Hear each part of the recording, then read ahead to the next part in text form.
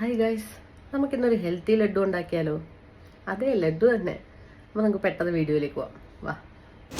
ഇതിനായിട്ട് ഒരു പാനിലേക്ക് നമ്മൾ കറുത്ത എള്ള്, walnut, pumpkin seed, flax seed, sunflower seed, almond എല്ലാം കൂടെ എടുത്തതിന് ശേഷം നമ്മൾ ഡ്രൈ റോസ്റ്റ് ചെയ്തെടുക്കുക.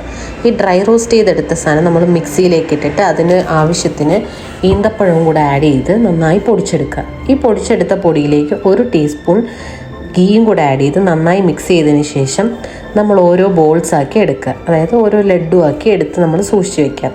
ഇതിൻ്റെ മെഷർമെൻ്റ് എല്ലാം ഞാൻ ഡിസ്ക്രിപ്ഷനിൽ കൊടുത്തേക്കാം. Do check it out. So ഇതാണ് ഞാൻ ഉണ്ടാക്കിയ ലഡ്ഡു. നമ്മുടെ എള്ളും ബാക്കി നട്ട്സ് എല്ലാം വെച്ചിട്ടുണ്ടാക്കിയ നല്ല ന്യൂട്രീഷ്യസ് ആയിട്ടുള്ള ലഡ്ഡു ആണ്. Full of nutrients, vitamins, fibre, protein എല്ലാം ഉണ്ട്. ഇത് നിങ്ങളുടെ ഒരു ഹെൽത്തിന് ബെസ്റ്റ് സൊല്യൂഷൻ ആയിട്ടുള്ളൊരു കാര്യമാണിത്. അപ്പം എസ്പെഷ്യലി ലേഡീസ്, നിങ്ങൾ PCOD, PCOS ഒക്കെ ഉള്ളവരാണെങ്കിൽ നിങ്ങളുടെ പീരീഡ്സ് റെഗുലർ ആക്കാനും നിങ്ങൾക്ക് ബ്ലഡ് നന്നായിട്ടുണ്ടാകാൻ വേണ്ടിയിട്ട് ആൻഡ് ഹെയർ ഫോൾ ഉള്ളവർക്ക് വേണ്ടിയിട്ട് ഇത് എല്ലാ ദിവസവും ഒരെണ്ണം വെച്ച് കഴിച്ചാൽ മതി. നിങ്ങൾക്ക് ബെസ്റ്റ് റിസൾട്ട് ഉണ്ടാവും.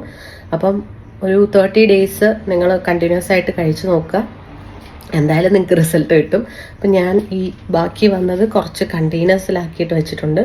നമുക്കിത് പ്രത്യേകിച്ച് വേറെ നമ്മൾ പ്രിസർവേറ്റീവ്സ് ഒന്നും ഇല്ലാത്തതുകൊണ്ട് നമുക്കിത് ഫ്രിഡ്ജിൽ വെക്കേണ്ടി വരും. പുറത്ത് വെച്ച് ചിലപ്പോൾ കേടാവാൻ ചാൻസ് ഉണ്ട്.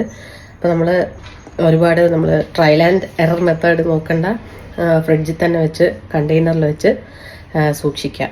അപ്പം ഞാനിതിനകത്തെ ഒരു ലഡ്ഡു എടുത്ത് കഴിച്ച് എൻ്റെ പ്രശ്നങ്ങളൊക്കെ ഞാനൊന്ന് മാറ്റട്ടെ.